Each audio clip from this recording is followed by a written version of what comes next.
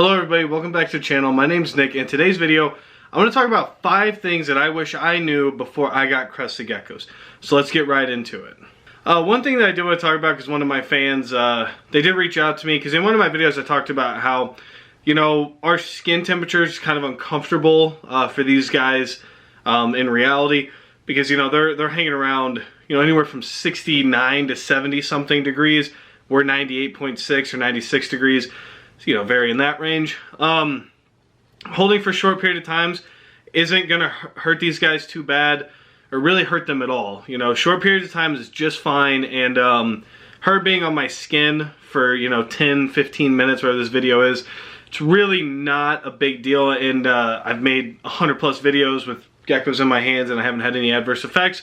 So, I'm not saying it's perfect science, but I just want to address that because somebody did bring it up, and it's a solid point. So let's get into the video. The first thing that, so some of these things that I say I wish I knew, some of these things I did know before I got a gecko, but maybe it's one of those things where I kind of wish I understood the magnitude of what it meant before I got a gecko. The first thing is how long they live. You can look and read anywhere, you know, I think like the Petco guide says like 8 to 15 years or 8 to 10 years or something like that. And really these guys can live up to 20 years, even longer. There's some cases of them living longer. There's some wild imports that as of a few years ago were actually still alive. So you're talking about, you know, something that's 25 years old or so. And I think that that's something that, you know, we read on paper and you're like, oh yeah, 25 years, okay. But then you're also kind of like, once you've had them for a couple of years, you're like, man, 25 years is a long time. So one of those things where, you know, kind of understand the magnitude of years and how much your life changes. Especially if you're younger, imagine how much your life changed in the past 6 months, you know, or maybe even the past year to 2 years. I know for me, my life has changed a ton in the past 2 or 3 years, which is crazy, you know, and you don't really think that when you first get into it. So that's always something to kind of consider is lifespan and time span of which you're responsible for their care. This is definitely something that I wish I would have done before I got crested geckos. Was I wish I would have joined more Facebook groups. I know that these Facebook groups, at times they can seem very volatile, and they seem like, you know, there's a mass, it's like this mob mentality of people jumping on somebody over nothing, or, you know, it's just sometimes it can be a very negative place. But I will say that there are a few really good groups out there that I think are, you know, you're never going to avoid the drama, and there's always going to be something that follows at some point.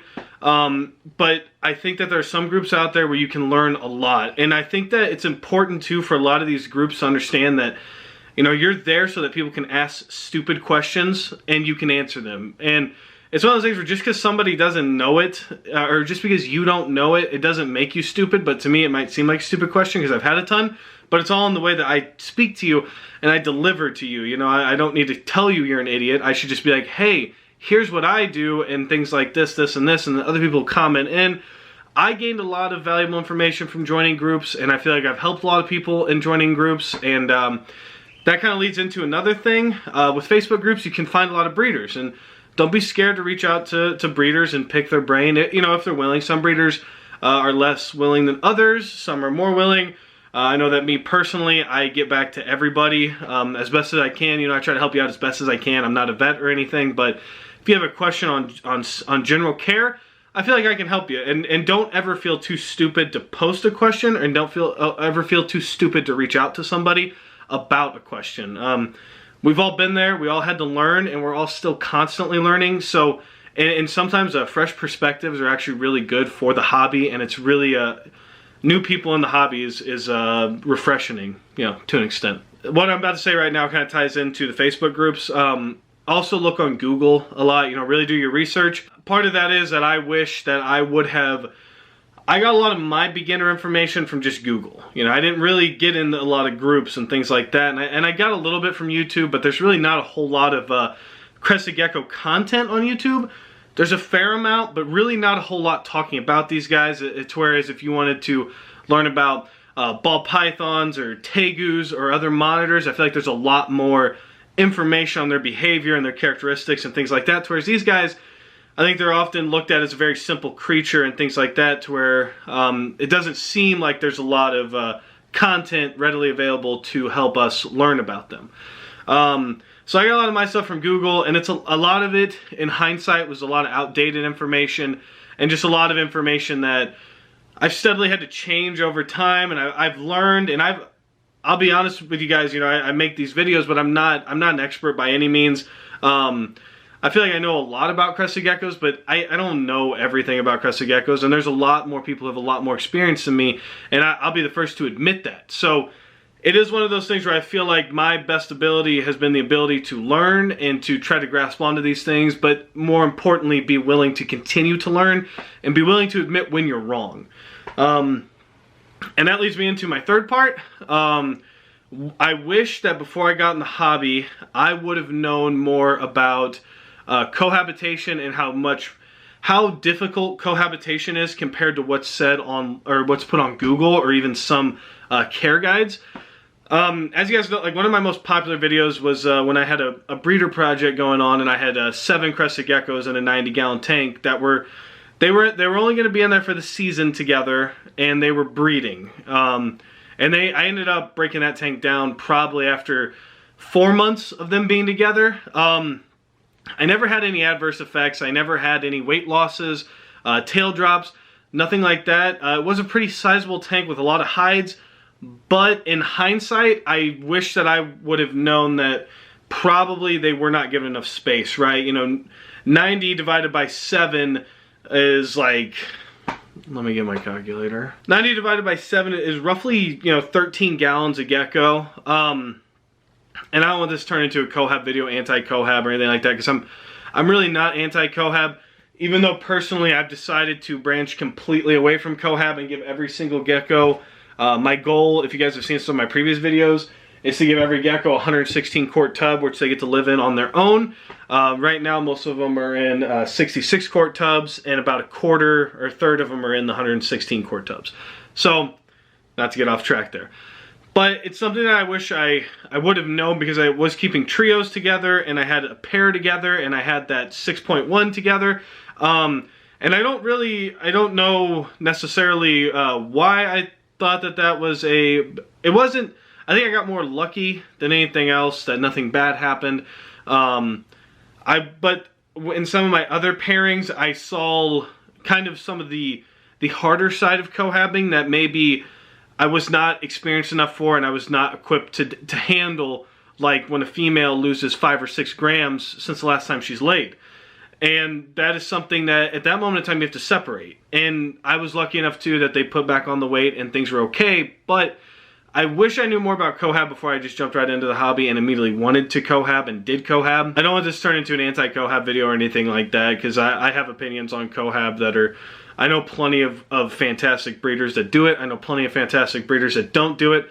I personally decided not to do it. I just wish that before I had done it, I wish I would have had more experience. Is really all I wish I would have known on that aspect. The other thing that I wish I would have known more about was how to properly care for them, and not, once again, not necessarily just everything you read off of Google or anything like that. Proper care, you know, when you read online, it's like, oh, they just need a tank with food every other day, or, you know, some places online they tell you fresh food every 24 hours, which, you know, we come to find out that that's really not necessary. And honestly, every other day or every third day is plenty. Misting every other day or every third day is also plenty if you're using substrates and things like that. But I wish I was able to dive deeper into their care without learning, because a lot of things I feel like with crested geckos is a lot of learning experiences and what works for you. Because what works for me in my care may not work for somebody. It may not work for somebody who's down south in Florida where it's always humid, or, you know, up north in Canada where it's freezing for, you know, 6, 7, 8 months out of the year, whatever it is. So where you live is going to definitely dictate kind of how you care and how you're going to care and things like that. I just wish that there were, I think that I've changed the way that I've cared for these geckos even so much in the past 12 months, just from talking to other breeders, talking to other people in general, and just learning from them, that I wish that I would have known what I know now back then. So, because I feel like right now my care is probably the best it's ever been, which I feel like we should all strive for better care the further we go into this hobby and things like that. And like, I hope that if you have a gecko for 2 years, you're a better caretaker now than you were the day you brought that gecko home, because that's kind of it's the evolution of anything. You always want to get better at what you're doing and how you're doing it and become more efficient, more effective, and what ultimately is best for the animals in the long run. And the last thing that I wish I knew was what it actually cost to care for everybody and to care for everything from, you know, tanks and tubs, and this is all going to be ratio to scale, obviously. You know, we have 20, I think like 27 or so, or no, that's not true. 15, no, 20, 22.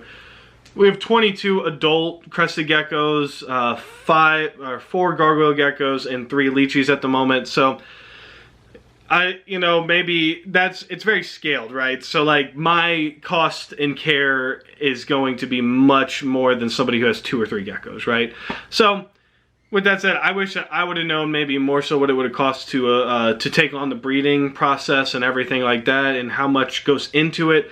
Not that I thought it was going to be easy, but there's a lot more, like, once you decide to start breeding and you decide to go into the hobby as a breeder, you know, and you make that leap, there is part of you that not that it turns into a business or anything, but you do have to do businessy things. You know, you're answering emails, you're sending emails, you know, you're updating your Morph Market or your website, things like that. You know, it's just a little bit more to it, and I think that I wish I would have known what that little bit more was, so I could have been more prepared for it. Because, you know, like I said, still learning, still constantly in a different. Still constantly just changing things and trying to become more efficient and things like that, not only for myself, but for the geckos and for our customers and things like that. So I think that it's just important and this, I can do a series on this too, if you guys want to know what it takes to be like a crested gecko breeder, or what it takes just to breed crested geckos and things like that. If you guys are interested in that, let me know. I'd love to do a series on that. But there's just things that I wish I would have known going into it. So, alright guys, that's going to wrap up this video. I hope you did enjoy it. Those were the 5 things that I wish I knew. Comment down below what you wish you would have known, and let's just talk about it, because there's probably stuff that I missed, and I'd love to hear what you guys, because I guarantee I went to the same learning curves that you did. You know, it's just the way life works. But with that said, guys, stay safe, stay positive. I'll catch you on the next one.